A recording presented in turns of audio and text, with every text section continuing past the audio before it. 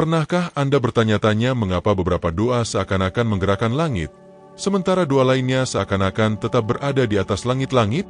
Pernahkah Anda merasa berdoa, tetapi kata-kata Anda tidak sampai kemana-mana? Seolah-olah Tuhan itu jauh dan diam? Di sisi lain, mungkin Anda telah mengalami saat-saat di mana doa sederhana yang diucapkan sambil menitikkan air mata atau bahkan tanpa kata-kata mendatangkan respons ilahi yang langsung, penghiburan yang begitu nyata sehingga tampaknya mustahil kalau itu tidak datang dari hati Tuhan sendiri. Mengapa hal ini terjadi? Apa perbedaan antara doa biasa dan doa yang benar-benar menyentuh hati Tuhan? Ini adalah jenis pertanyaan yang tidak dapat kita abaikan. Karena berdoa lebih dari sekedar berbicara. Ini lebih dari sekadar mengulang-ulang kalimat indah. Berdoa berarti terhubung dengan Sang Pencipta, dengan Bapa yang mengetahui hati kita. Namun kenyataannya, tidak semua doa mencapai hati Tuhan dengan cara yang sama. Dan itulah yang akan kita bicarakan hari ini. Dan apa yang akan Anda dengar di sini dapat sepenuhnya mengubah cara Anda berdoa. Dan yang terpenting, cara Anda berhubungan dengan Tuhan. Banyak orang beranggapan bahwa berdoa hanyalah sekedar mengucapkan kata-kata kepada Tuhan, seperti sedang membuat permohonan atau mengirimkan pesan ke surga. Namun ada doa yang mengandung sesuatu yang lebih. Ada cara mengekspresikan diri Anda di hadapan Tuhan yang menarik hadiratnya sedemikian dalam dan intim, sehingga mustahil baginya untuk tidak menanggapinya. Bukan karena kita pantas mendapatkannya, tetapi karena ada doa yang datangnya penuh dengan iman, kerendahan hati, penyerahan diri, pertobatan, kebenaran, dan Tuhan bergerak ketika Dia menemukan ini. Pernahkah Anda merasa doa Anda didengar, tetapi juga dirasakan? Bahwa apa yang kau katakan begitu tulus, begitu benar, hingga langit seakan terdiam mendengar ucapanmu? Ini bukan emosionalisme. Inilah spiritualitas yang hidup. Itulah saat jiwa kita selaras dengan hati Bapa. Dan mungkin bukti terbesarnya ditemukan di halaman-halaman Alkitab. Mari kita bicara tentang Hannah. Ia mandul, hidup dalam penderitaan dan terus-menerus diprovokasi oleh penina. Bertahun-tahun penuh kehinaan, penderitaan dan kesunyian. Namun suatu hari, ia masuk ke kuil dan berdoa begitu khusyuk hingga pendeta mengira ia mabuk. Ana tidak memanjatkan doa yang sempurna. Dia menangis. Dia berdoa dengan hati yang hancur. Alkitab mengatakan dia berbicara kepada jiwa. Dia tidak peduli dengan kata-kata indah. Dia hanya mencurahkan dirinya di hadapan Tuhan. Dan tahukah Anda apa yang terjadi? Tuhan mendengar. Tuhan tergerak, dan Tuhan menjawab. Hannah mengandung Samuel, yang kemudian menjadi salah satu nabi terbesar dalam sejarah Israel. Doa Hannah menyentuh hati Tuhan bukan karena bentuknya, tetapi karena ketulusannya. Dia tidak takut menunjukkan dirinya sebagai sosok yang rapuh, kecil, dan membutuhkan. Dan Tuhan menyukai hati yang seperti itu. Sekarang, pikirkan tentang diri Anda sendiri. Berapa kali Anda mencoba berdoa dan merasa tidak tahu harus berkata apa? Berapa kali air mata berbicara lebih keras daripada kata-kata? Mungkin Anda berpikir bahwa Tuhan tidak mendengarkan Anda karena Anda tidak berdoa dengan cara yang benar. Namun apakah ada cara yang benar? Atau apakah cara sejati untuk menyentuh hati Tuhan adalah dengan benar-benar membuka hati kita sendiri? Yesus berbicara tentang hal ini. Ia mengatakan bahwa ketika kita berdoa, kita hendaknya tidak seperti orang munafik yang berdoa sambil berdiri di rumah ibadat hanya agar dilihat orang lain. Ia mengatakan bahwa orang-orang ini telah menerima pahalanya. Tetapi dia mengajarkan kita bahwa kita harus masuk ke kamar, menutup pintu, dan berdoa secara rahasia. Karena Bapa yang melihat dalam rahasia akan memberi upah kepada kita. Tuhan tidak mencari tontonan keagamaan. Dia mencari hubungan, keintiman. Benar. Ingat kisah pemungut cukai dan orang Farisi? Orang Farisi berdoa sambil memuji perbuatan baiknya dan menganggap dirinya benar. Pemungut cukai itu merasa malu, lalu memukul dadanya dan hanya berkata, "Tuhan, kasihanilah aku, karena aku orang berdosa." Dan Yesus berkata bahwa pemungut cukailah yang dibenarkan, karena doanya tidak sempurna, tetapi tulus. Itu tidak indah, namun mendalam. Tuhan tidak tersentuh oleh kinerja. Tuhan tersentuh oleh kehancuran. Jadi jangan khawatir jika Anda tidak tahu cara berdoa seperti orang lain. Jika kata-katamu keluar sambil menangis, kalau kadang tak ada kata, hanya desahan saja, Roh Kudus berdoa syafaat untuk kita dengan erangan yang tidak terucapkan. Ini adalah doa yang menyentuh hati Tuhan. Jadi hari ini, mungkin Anda lelah, terluka, atau bahkan tidak memiliki kekuatan untuk berdoa. Namun jika ada tangisan di dalam dirimu, sebuah keinginan tulus untuk lebih dekat kepada Bapa, ketahuilah, Dia mendengarkan. Bahkan saat Anda pikir Anda diam, Dia mendengarkan apa yang melampaui kata-kata. Dia melihat hatimu. Pada blog berikutnya, kita akan memahami lebih dalam apa yang Yesus ajarkan kepada kita tentang doa yang benar-benar menggerakkan surga. Dan Anda akan menemukan cara mengembangkan kehidupan doa yang tidak hanya berbicara kepada Tuhan, tetapi juga menggerakkan surga demi Anda. Dan apabila pesan ini menyentuh hati Anda dengan suatu cara, saya ingin memberikan undangan khusus kepada Anda.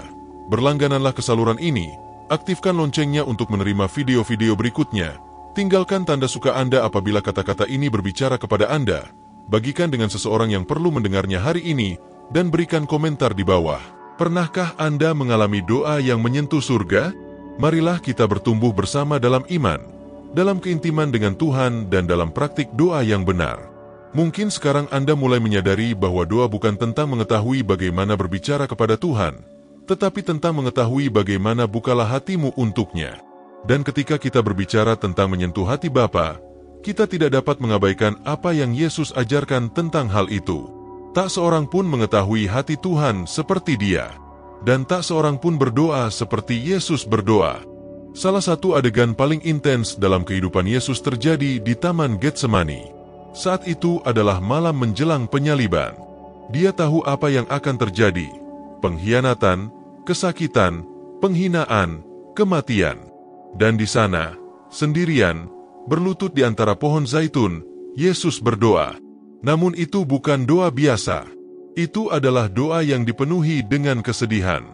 Alkitab mengatakan bahwa keringatnya berubah menjadi tetesan darah. Ia berseru, "Bapa, jikalau mungkin, biarlah cawan ini berlalu daripadaku. Namun bukan kehendakku, melainkan kehendak-Mu lah yang terjadi." Doa ini merupakan salah satu doa terkuat yang pernah didoakan sepanjang sejarah umat manusia. Karena itu menunjukkan hati yang berserah, rentan. Yesus, meskipun Ia anak Tuhan, tidak menyembunyikan rasa sakitnya. Dia menunjukkan ketakutannya, kemanusiaannya, penderitaannya. Tapi meski begitu, tunduk pada keinginan Bapa. Ini adalah salah satu pelajaran terbesar tentang doa. Terkadang doa bukan tentang mengubah kehendak Tuhan, tetapi tentang menyelaraskan kehendak kita dengan kehendak-Nya. Artinya, Tuhan, aku tidak mengerti, tetapi aku percaya. Aku tidak menginginkan, tetapi aku berserah. Aku menderita, tetapi aku bertahan. Dan itu, ya, menyentuh hati Tuhan secara mendalam. Banyak orang mengira bahwa berdoa adalah meminta dan menerima. Namun doa yang terdalam bukanlah doa yang membuat Tuhan memberi kita sesuatu, melainkan doa yang mengubah kita saat kita berdoa. Itulah saat Anda mulai berdoa memohon berkat, dan akhirnya menjadi seseorang yang berbeda. Ketika tindakan sederhana berada di hadirat Tuhan mengubah Anda dari dalam. David juga merupakan contoh mencolok dari hal ini. Dia disebut sebagai seorang yang berkenan di hati Tuhan. Dan itu bukan karena dia sempurna. Justru sebaliknya, David membuat kesalahan serius, perzinahan, pembunuhan, kebohongan. Namun dia memiliki sesuatu yang sangat dihargai oleh Tuhan, hati yang hancur dan menyesal. Dalam Mazmur 51, yang ditulis setelah dosanya dengan Batsheba, Daud tidak berusaha membenarkan kesalahannya. Dia tidak mencoba bersembunyi atau membela diri. Ia merobek hatinya dan berkata, "Jadikanlah hatiku tahir, ya Allah, dan perbaharuilah batinku dengan roh yang teguh." Dia mengakui kegagalannya, memohon belas kasihan, dan menyerah. Inilah doa yang menggerakkan langit, bukan karena dia mencoba untuk memberi kesan, tapi karena memancarkan kebenaran. Doa yang tulus, dan rendah hati seperti ini membuat surga tertunduk dan mendengarkan. Seolah-olah Tuhan berkata, "Inilah seseorang yang sungguh-sungguh mencari aku." Ini adalah seseorang yang tidak berusaha meyakinkan aku, tetapi berusaha menemukan aku. Kedalaman doa bukan terletak pada seberapa banyak kita berbicara, tapi pada seberapa banyak kita berdoa. Kami menyerah. Itu ada dalam kemauan kita untuk percaya bahkan saat kita tidak mengerti. Itu seperti berbicara kepada Tuhan saat segalanya berantakan, saat tampaknya Dia diam. Tetapi meski begitu kita memilih untuk tetap berada di hadirat-Nya. Ada saatnya berdoa merupakan suatu tindakan iman. Ketika segala sesuatu di sekitarmu berteriak, menyerahlah. Namun kamu tetap berlutut dan berkata, "Bapa, aku masih di sini, dan aku masih percaya." Inilah doa yang menyentuh hati Tuhan. Bukan karena kamu kuat, tapi karena kamu tergantung. Dan jangan berpikir bahwa Tuhan tidak peduli dengan penderitaanmu. Dia peduli. Dia melihat setiap air mata. Mazmur 56 mengatakan bahwa Tuhan mengumpulkan air mata kita dalam botol, seolah-olah setiap tetes memiliki nilai abadi. Tak ada satupun yang Anda alami yang diabaikannya. Dan tidak ada doa tulus yang hilang. Pernahkah Anda menangis saat berdoa? Pernahkah Anda terdiam di hadapan Tuhan karena tidak bisa berkata apa-apa? Pernahkah Anda merasa begitu hancur sehingga yang dapat Anda katakan hanyalah, "Tuhan, tolong aku"? Anda mungkin tidak menyadarinya, tetapi momen-momen ini sangat berharga bagi Tuhan. Karena di sanalah Dia melihat siapa Anda sesungguhnya. Tidak memakai masker, tidak beragama, tidak ada kinerja, hanya kamu dan Dia. Dan di tempat kebenaran inilah, di tempat rahasia jiwa, Tuhan bertindak dengan kekuatan yang lebih besar. Doa yang menyentuh hati Tuhan adalah doa yang datang dari lubuk hati kita yang terdalam. Itu tidak dihias. Hal itu tidak diulang karena kebiasaan. Ia muncul dari rasa sakit, dari kegembiraan, dari penyesalan, dari rasa syukur.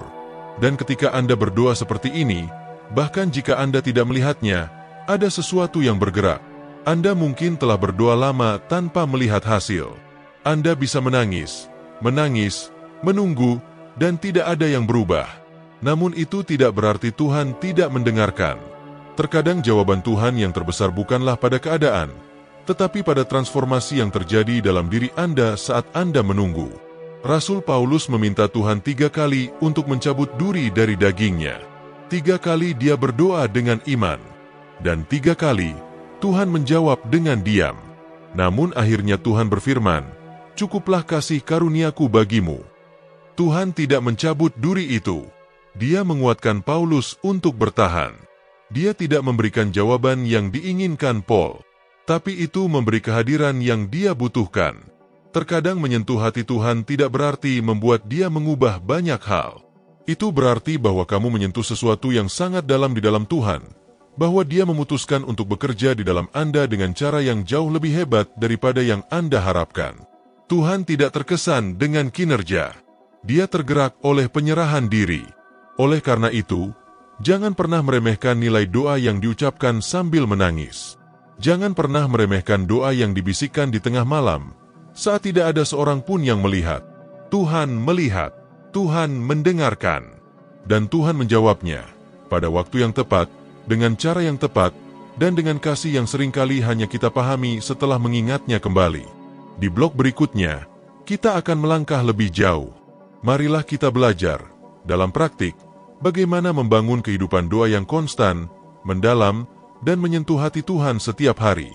Dan Anda akan menyadari bahwa berdoa seperti ini bukanlah sesuatu yang diperuntukkan bagi mereka yang super spiritual. Itu adalah sesuatu yang dapat dialami putra atau putri manapun, termasuk Anda. Jika Anda berhasil sampai sejauh ini, itu karena ada sesuatu dalam diri Anda yang menginginkan lebih. Tidak ada lagi kata-kata, tidak ada lagi agama, tapi lebih banyak tentang Tuhan. Dan justru dalam kerinduan inilah lahir kehidupan doa yang menyentuh hatinya.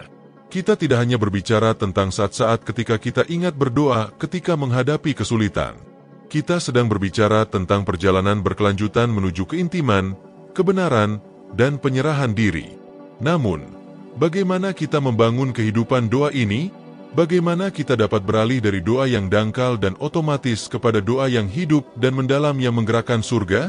Langkah pertama adalah memahami bahwa doa bukanlah kewajiban, agama, dan hubungan. Itu pembicaraan. Sekarang waktunya bersama. Sama seperti Anda tidak akan membangun persahabatan dengan seseorang hanya dengan berkirim pesan teks seminggu sekali, Anda tidak akan mengetahui hati Tuhan jika Anda hanya berbicara kepadanya saat Anda putus asa. Doa yang menyentuh hati Tuhan lahir dari keteguhan. Tidak harus panjang, tetapi harus tulus. Dan sering. Sisihkan waktu setiap hari. Bisa di pagi hari, sore hari, saat makan siang. Saat ketika Anda menghentikan segalanya dan terhubung. Jangan terburu-buru. Tidak ada formalitas. Berbicaralah kepada Tuhan sebagaimana Anda berbicara kepada seorang bapa yang senang mendengarkan. Katakan apa yang kamu rasakan. Akui kesalahanmu. Berterima kasih. Menangislah jika memang harus. Diamlah jika kata-katamu tidak mampu kau ucapkan. Namun, hadirlah di sana. Kedua, belajar berdoa dengan firman.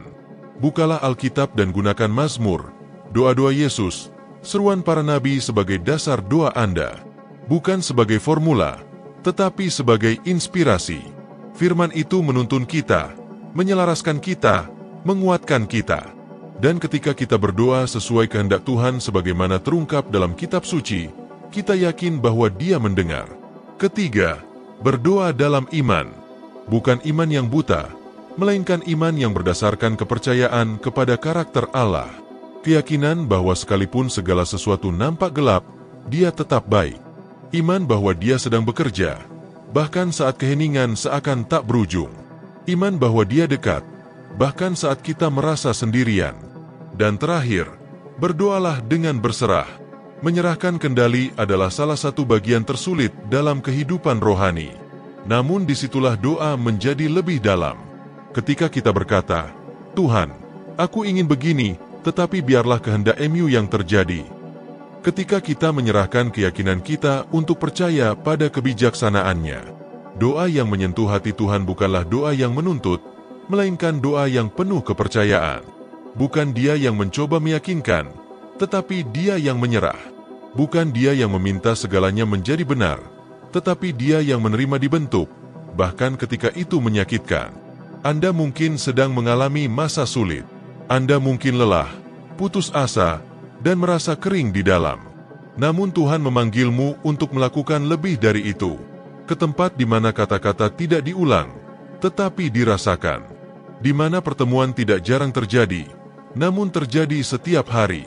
Tempat jiwamu menemukan ketenangan. Dan di mana Dia menemukan hatimu yang terbuka. Percayalah, Anda tidak perlu menjadi ahli dalam berdoa.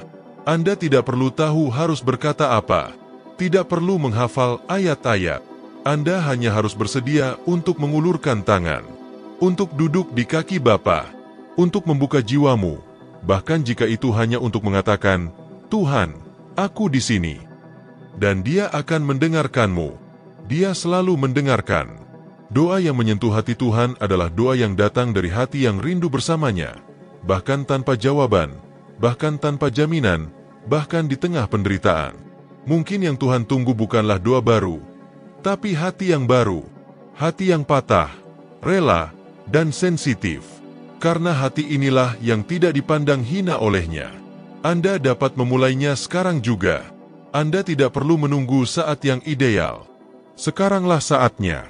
Dimanapun Anda berada, pejamkan mata, tarik napas dalam-dalam, dan berbicaralah kepada Tuhan. Dia lebih dekat dari yang Anda kira, dan Dia siap mendengarkan, seperti yang selalu Dia lakukan. Jika kata-kata ini menyentuh Anda dengan cara apapun, saya sekarang mengundang Anda untuk menjadi bagian dari perjalanan ini bersama kami. Berlanggananlah pada saluran ini, aktifkan lonceng untuk menerima video-video berikutnya, dan jika pesan ini berbicara kepada Anda, tinggalkan suka, komentar di bawah tentang pengalaman Anda dengan doa, dan bagikan video ini dengan seseorang yang perlu merasakan kehadiran Tuhan. Marilah kita bersama-sama menyebarkan iman, menguatkan hati dan menjalani kehidupan doa yang mengubah. Semoga Tuhan memberkati Anda, dan semoga doa Anda hari ini menyentuh hati Bapa.